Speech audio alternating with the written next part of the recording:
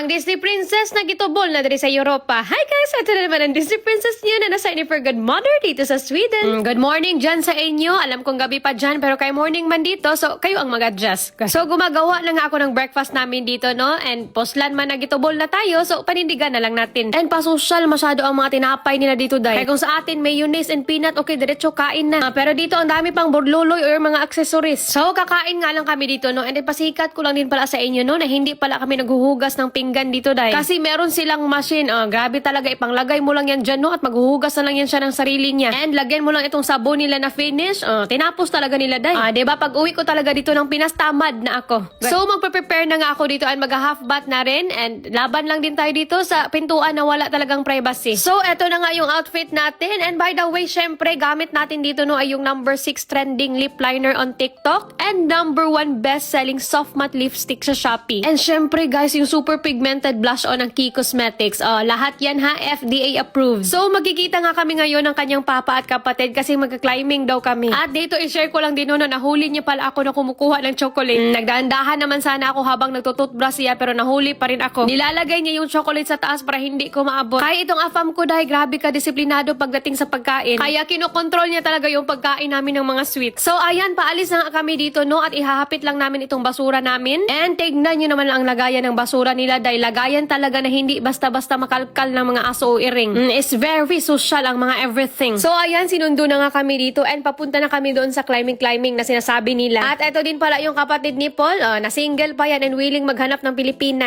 Bagting kaagad yung tenga natin dyan. Pero hindi pa daw siya ready ngayon kaya tatapusin niya muna daw yung studies niya. So dito, no, para talaga akong dwarf walking with the giants. Yung bandera ko dito, binaba ko muna. So eto na nga, nag-change na ako dito ng pants and shoes kaya mag-climbing na daw kami. So sabay-sabay na lang talaga ang Disney Princess ninyo dito sa trip nila. O tuwara na, naging unggoy na. Ang in-expect ko talaga dito na climbing, no, kay climb sa forest. Ay, ginoo ko boys, buhay man pala itong climbing na gusto nila. So in tawon, ang Disney Princess dito naningkamot din na makasabay sa trip nila. Nagtuo man siguro sila na kaya kong maging Spider-Man in 1 second. Hala, ginagawa ko talaga ang best ko dito dahil kay magpasika tayo ng taman para matanggap tayo ng pamilya.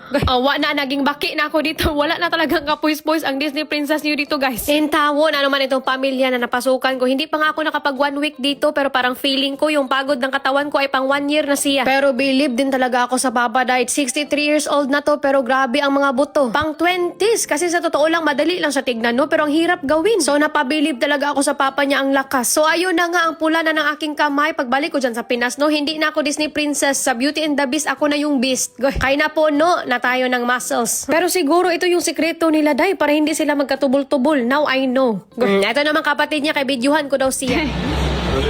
Yeah. Wow.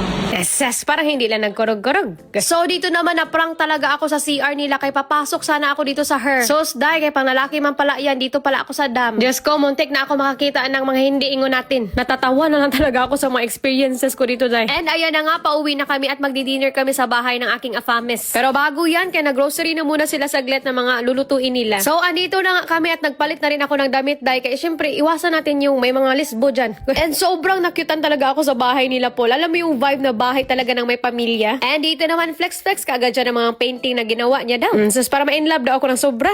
Kaigata. And sporty din masyado ang Papa dahil sus, believe talaga ako sa pamilya na to. Grabe ka physically active. And ayan na nga, nagluluto na sila pero wala talaga akong kanin na nakikita dahil poros patatas ang nakikita ng mga mata ko. So parang wala naman talaga tayong magawa nito kundi i-accept na kung hindi tinapay ang kanin, patatas. And dito ang mga person, fork and knife ang gamit. Hindi ko lang talaga na-videohan yung sarili ko dito, no, pero nalito talaga ako dahil kung saan ko ilalagay yung knife, sa kaliwa ba o kanan. Ay, nangupya pa yung taon ako sa katabi ko. Yung alam ko naman pero na-pressure lang talaga ako. What did you say? Lechon? Lechon, init kayo. And, That means the pork is very hot. yeah. Manok, tubig. And dahil kinabahan talaga ako dito na baka isabi niya yung tinuro ko sa kanya na baho kag lubog. Kaya hindi ko talaga alam kung paano ko yan i-translate sa harapan ng papa niya. Ay nako, grabe talaga yung ma-experience ko dito, mga epic. Natatawa na lang talaga ako mag-isa. So ayun na nga, pauwi na rin kami dito sa apartment ni Paul. And so far, kahit pinamaulan ako no, nag-enjoy naman talaga ako. And dito ko rin talaga na-realize kung gaano ka-importante ang health natin. Kayong mama at papa niya, sus, parang wala lang sa kanilang activity na yun sa edad na 60+.